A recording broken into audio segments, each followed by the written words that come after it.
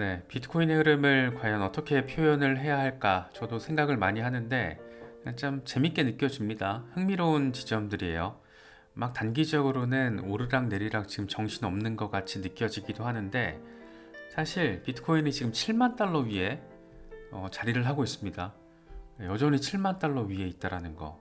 막 덤핑 나왔다 그러고 한바탕 조정 왔다라고 하는데 지금 여전히 7만 달러 위에 있다라는 거예요. 저는 사실 이 지점이 되게 약간 좀 재밌게 느껴져요. 왜냐하면 이전 사이클의 고점 위에 지금 자리하고 있는 건데 아직 반감기는 도래하지 않았잖아요. 그래서 오씨 이거 뭐지? 이런 생각이 좀 많이 듭니다. 물론 단기적으로 비트코인이 살짝 흔들리면 알트들은 더 크게 흔들리기 때문에 뭐 답답하고 아쉬운 부분이 있긴 하죠. 그런데 좀 객관화시켜서 이 상황을 바라보자라면 지금 비트코인의 흐름은 굉장히 훌륭하다라고 바라보는 게 맞지 않나 싶기도 합니다. 사이클 저점이 16,000달러였어요. 예, FTX 터졌을 때 무려 16,000달러에서 지금 벌써 어느덧 73,000달러를 한번 갔다가 막 엄청 빡세게 조정을 받았다라고 하는데 근데 7만 달러 위에 있어요. 이번에 뭐 CPI 지표 날리고 금리 인하 기대감 뭐 엄청 줄어들고 이랬는데도 그럼에도 불구하고 비트코인은 여전히 7만 달러 위에 자리를 하고 있습니다. 그만큼 비트코인 현물에 대한 수요가 지금 뒷받침을 해주고 있다라는 거고 어떤 재료들이 지금 이 시장을 감싸안고 있는지는 우리는 이제 너무 잘 알고 있죠. 그래서 반감기 전후로 또 나아가서 이번 반감기 사이클 전체를 놓고 봤을 때 비트코인이 어떤 양태를 보여줄 것인가 상당히 기대도 되고 흥미롭기도 하고 다른 한편으로는 정신 바짝 차려야지 당하지 않겠다. 이런 생각이 들기도 합니다. 계속 간다 간다 간다 간다 하늘 끝으로 간다 우주 끝으로 간다 뭐 이런 식의 대응을 가지고 있다가는 정말 큰일 날 수 있다는 것을 우리는 지난번 강세장과 약세장을 겪으면서 이미 학습 효과를 체득한 상황입니다. 그렇기 때문에 이미 7만 달러라는 굉장히 높은 가격대를 형성을 한 상황에서 조금 더 객관화시키려는 노력이 필요하지 않나 뭐 그런 생각이 들기도 합니다. 알트 대장 이더리움도 흐름이 괜찮습니다. 이 정도면 그래도 4,000달러 찍고 뭐 3,000달러 깨지니 많이 뭐 별별 소리 많이 나왔는데 그럼에도 불구하고 3,500달러 위에서 자리를 잡아주고 있고 이대로 반등을 한다라면 3,800달러 이후에 4,000달러 그리고 나서 4,000달러 위에서 이제 지지 확인하면 그때부터는 전고 돌파 이후에는 이더리움 10,000달러 가능성 뭐 이런 얘기들이 막 많이 나올 거예요. 그래서 알트 대장 이더리움이 무조건 잘 먼저 강하게 움직여줘야지 다른 알트들도 이 순환매 양상을 보이면서 이른바 알트 시즌을 아주 예쁘게 만들어갈 수 있기 때문에 이더리움이 잘 움직여줘야 하는데 잘 움직여주고 있다. 뭐 비트코인이 조정받는 와중에도 이 정도로 버티는 힘 적어도 3,000달러 밑으로는 안 빠지잖아요. 그래서 지금 단계에서는 조금 이렇게 너무 분봉 차트에 내 마음을 얽매일 필요는 전혀 없지 않을까. 워낙 큰 재료들이 지금 대기를 하고 있기 때문에 그런 큰 재료들을 고작 1분봉, 뭐 10분봉 이런 걸로 대응을 하기에는 너무 좀 우습죠. 그래서 큰 재료에 걸맞는 좀 넓고 깊이 있는 관점을 좀 가지고 바라볼 필요가 있지 않나 뭐 그런 생각도 드네요. 공포 탐욕 지수 하루 전보다 3포인트 오른 79를 기록하면서 극단적인 탐욕 단계가 살짝 더 강화된 모습을 보이고 있습니다. 비트코인 도미넌스는 여전히 54%대 중반에서 오르락 내리락 하면서 자리를 잡아주고 있는 모습 확인되고 있습니다. 비트코인이 약간 조정을 받고 시장 심리, 특히 이제 페이퍼 핸드 개미들의 심리가 요동치고 있는 그런 모습을 보이고 있다 보니까 여기저기서 이 퍼드 성격 내지는 우려를 키우는 그런 목소리들도 나오고 있습니다. 먼저 JP 모건 이런 얘기를 해요. 암호화폐 벤처 캐피털리스트 이 투자가 지금 지지부진한 그런 흐름을 보이고 있다. 그렇기 때문에 암호화폐 전반에 이 추가적인 하락을 촉발시킬 수도 있다. VC들의 투자 규모가 전년 대비로 바라봤을 때 크게 증가하지 않은 모습이다. 지난해 1월에서 4월에 벤처 캐피털 투자 규모가 40억 달러를 웃돌았는데 올해는 같은 기간 32억 달러 수준이다. 이런 얘기를 합니다. 저는 이거 딱 보고 이뭔 개소리인가 싶었는데 이게 좀 이상해요. 예, 훅 빠진 게 아니고 전년 대비 크게 증가하지 않았다. 이걸 지금 뭐 문제점이라고 얘기를 하고 있는 것 같아서 이게 뭔 개소리인가 싶기도 한데 어쨌든 이 정도면 나쁘지 않은 겁니다. 40억 달러 상회했던 것과 대비했을 때 32억 달러라는 숫자 자체가 조금 하락한 것으로 보이지만 여전히 분기로 봤을 때 30억 달러 이상이 지금 투자가 되고 있다는 거고 아직 시장의 전반적인 정서 자체가 크게 불붙었다라는 것까지는 가지 않았잖아요. 왜냐? 반감기가 아직 도래하지 않았으니까. 그래서 반감기 이후 상황의 변수가 남아있는데 이런 얘기를 하는 거는 특히 JP모건 이런 얘기 하는 건 조금 우습죠. 예. 블랙록의 비트코인 현물 ETF AP로 활동을 하면서 사실상 비트코인 시장의 간접 플레이어로 지금 들어와 있는 그런 괴물이 이런 얘기를 한다? 좀 우습게 느껴지기도 합니다. 그러면서 이제 이더리움 현물 ETF에 대해서도 언급을 하는데 우리는 여전히 그 가능성, 5월 승인 가능성을 50% 미만으로 바라보고 있다. 언젠가 승인은 되겠지만 5월은 어려워 보인다. 이건 뭐 우리도 다 알고 있잖아요.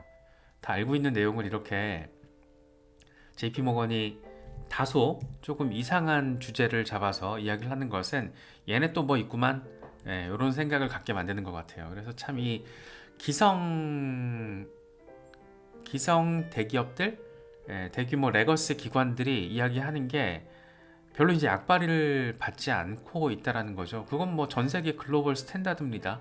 뭐 언론이 얘기하는 거 이제 우리 안 믿잖아요. 직접 팩트 체크를 하잖아요.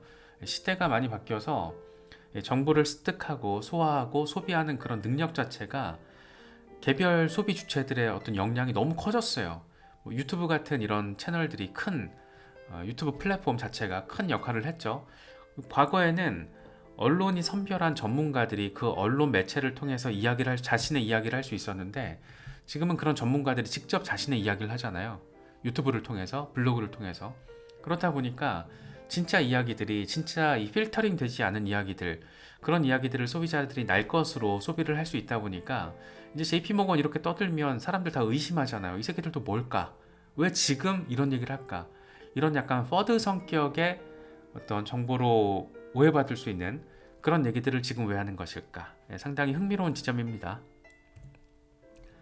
여기에다 이제 또 지금 위험자산 시장을 압박하고 있는 게 금리 이슈죠. 지금 뭐 연초만 하더라도 시장에서는 연준에서 3번 인하 가능성 얘기할 때 시장에서는 6번 인하 가능성을 기대했잖아요. 그러다가 지금은 오히려 인상 가능성도 얘기가 나오고 있고 이 수지안 콜린스 보스턴 연은 총재 같은 경우에는 올해 금리 인하 횟수가 예상보다 줄어들 수도 있다. 하지만 여전히 올해 말부터는 금리 인하가 시작될 것으로 예상한다. 금리 인하 시점은 인내심을 가져야 한다. 인플레이션 하락 과정은 험난할 것이다. 올해 정책은 이전 예상보다 덜 완화적일 수 있다라는 의미다. 이런 얘기하고 있습니다. 오히려 금리 인상 단행 가능성까지 지금 나올 정도로 인플레이션이 안 잡히고 있어요. 이게 코로나 팬데믹 때 워낙 급격하게 모든 게 한번 망가지다 보니까 잘 안 되고 있죠. 잘 안 되고 있고 특히나 우리나라에서 저는 사실 좀 약간 이해가 안 가는 지점이 미국에서 금리 인하한다고 우리나라 바로 금리 인하 못해요. 이미 지금 금리 역전차가 저렇게 발생하고 있는 와중에 이번에도 지금 오늘도 한은에서 금리 동결했잖아요. 사실 지금 우리나라는 금리 인상을 해도 이상하지 않거든요. 상황상. 그런데 금리 동결을 하는 것도 이른바 관치 금융 정책에 따른 한은의 눈치 보기에 따른 판단이다. 이런 얘기가 지금 나오고 있는 것이 미국에서 금리 인하 몇 번 한다라고 해도 그래도 고금리고 우리나라는 이거 따라서 바로 금리 인하 못 합니다. 지금 뭔가 착각하고 있는 분들이 되게 많은데 간단치 않아요. 그래서 저는 개인적인 어떤 스탠스를 말씀드렸을 때 항상 언급드리는 게 이 크립토 투자에 있어서 금리는 저는 변수로 놓고 있지 않아요. 그냥 금리가 떨어지면 좋은 거고 오르면 좀 짜증은 나갈 수 있겠지만 그게 내 투자에 영향을 미치진 않는다라고 아예 그냥 세팅을 해버렸습니다. 그렇게 해버리니까 마음이 편해요. 어차피 우리나라 같은 경우에는 지금 특수한 환경에 이미 처해져 있고 미국 같은 경우에도 뭐 시장에서 지금 6번 금리 인하 연내 이야기하다가 그게 3번으로 갔다가 지금 2번으로 줄어들고 있고, 여기에 일각에서는 금리 인상 가능성까지 나오고 있는 상황. 그러니까 이 전체 자체가 지금 위험자산 시장에는 압박 요인이 될 수 있는 거죠. 근데 그럼에도 불구하고 비트코인이 반등을 하잖아요. 엄청난 여러 가지 악재 요인들이 자리하고 있고, 뭐 별별 얘기들 지금 많이 나오고 있는데, 그럼에도 불구하고 이런 포인트 지점들을 우리가 또 생각을 해봐야겠죠. 이더리움 ETF에 대한 이야기들이 많이 나오고 있는데, 에릭 발추나스는 이런 얘기합니다. SEC가 이더리움 현물 ETF를 5월에 거부를 하더라도 신청사들이 소송을 제기할 수 있을지는 여전히 의문스럽다. 많은 사람들이 그레이스케일을 비롯한 기관들이 소송 가능성을 이야기하는데, 사실 이더리움 선물 ETF만 보더라도 자산 규모가 비트코인 선물 ETF의 4%에 불과하다. 자산의 극히 일부만 수익을 챙길 수 있는 발행사들이 많은 시간과 돈을 투자할 수 있을지, 이건 좀 의문이다, 이런 얘기를 합니다. 그러니까 비트코인 현물 ETF랑은 이게 지금 판때기가 다르다라는 얘기를 하고 있는 거예요. 물론 동의가 되는 부분도 있고 동의가 되지 않는 부분도 있습니다. 이더리움 현물 ETF 같은 경우에는 스테이킹 이슈가 있어서 오히려 기관들이 더 좋아할 가능성도 있죠. 그래서 사실 분위기는 약간 모호한데 5월 가능성은 저도 개인적으로 낮다라고 봐요. 몇 번 말씀드렸지만 5월에 승인이 되기에는 이제 한 달 정도밖에 남지 않았는데 분위기 자체가 전혀 없어요. 특히 기관들, 신청 기관들도 5월엔 좀 어려울 것 같은데 이런 말을 하고 있는 걸 보면 지금 분위기 자체가 5월에 전격적인 승인을 기대하기에는 조금 무리가 있어 보인다. 비트와이즈인가? 거기서 이런 얘기를 했었잖아요. 오히려 5월 승인보다 12월 승인되는 게 시장에는 더 도움이 될 수 있다. 왜냐? 지금 많은 기관들이 비트코인 현물 ETF에 투자를 할지 여부를 이제 검토를 하고 있는데, 여기에 지금 새로운 상품이 하나 더 들어오면 오히려 주목도를 낮출 수밖에 없다. 지금 기관들이 가장 포커스를 맞추고 있는 건 비트코인 현물 ETF인데, 여기에 이더리움 지금 갑자기 들어오면 또 집만 느는 거야, 뭐 이런 얘기를 하는 건데, 뭐 그것도 의미 있는 말이라고 봅니다. 어쨌든 5월은 조금 애매할 수는 있는데 연내 정도에는 승인 가능성이 있지 않을까. 특히 이제 미국 대선 결과도 어느 정도 영향을 미치게 될 거고요. 그래서 그런 부분들을 좀 종합적으로 바라봐야 할 것 같습니다. 그래서 이런 여러 가지 소식들에 더불어서 유니스왑이 또 SEC의 기소 가능성, 웰스 노티스를 받으면서 완전 유니스왑 지금 개거품 물었잖아요. 그래서 야, 이거 참 어떻게 되려고 이러나. 특히 이제 유니스왑을 건드리겠다라는 것은 디파이 전반에 대해서 SEC가 규제권을 갖고 싶다라는 의지를 한 번 더 강하게 지금 내보인 거라서 이 결과가 지금 상당히, 그러니까 어떻게 진행이 되고 어떤 결과가 나올지가 관심을 받을 수밖에 없습니다. 업계 전반을 통틀어서. 이 와중에 SEC 출신의 존 리드 스타크가 이런 얘기를 합니다. 규제 기관을 비난하는 행동은 역효과를 가져올 것이다. 지금 유니스왑은 이 코인베이스의 플레이북을 반복하고 있다. 지난 20년 동안 나는 SEC에서 근무를 했을 때 수많은 웰스 노티스를 전달을 했었다. 유니스왑 같이 SEC에 불쾌하고 또 모욕적인 말을 하면서 반격하는 모습을 볼 때마다 나는 좀 놀란다. 이런 시도는 거의 항상 역효과를 내기 때문이다. 연방증권법은 모든 사람에게 동일하게 적용되고 암호화폐 업계라고 예외는 아니다. 이런 얘기를 하고 있습니다. 절반은 맞고 절반은 틀리죠. 왜냐하면 지금 암호화폐 산업에서 벌어지고 있는 어떤 일련의 행동들이 과연 연방증권법의 규제 대상인가, 여기가 지금 문제인 거잖아요. 그러니까 뭐가 증권이고 그래서 뭐가 SEC 규제를 받아야 되는지 이 기준이 지금 마련되지 않은 상황. 그러니까 의회가 멍 때리고 있고, 물론 이제 생각 있는 몇몇 의원들은 이 입법에 대한 이야기를 하고 있지만 아직 전폭적으로 힘을 받지 못하고 있단 말이에요. 그래서 법이 마련되어 있지 않은 상황이다 보니까 규제 기관들끼리 지금 쌩 난리를 피고 있고, 그 중에 가장 강력한 규제 기관인 SEC가 지금 다 헤쳐먹겠다라는 의지를 내보이고 있는 거죠. 그러니까 리플부터 시작해서 코인베이스, 뭐 유니스왑, 그리고 등등 어떤 군소 크립토 프로젝트들, 실제로 잘못한 애들도 있고, 그런데 리플도 그렇고 코인베이스도 그렇고 유니스왑 같은 경우에 좀 약간 웃기잖아요. 유니스왑 지금 6년 만에 처음으로 웰스 노티스를 전달하는 이유는 뭘까? 그동안 그럼 뭘 했던 건가?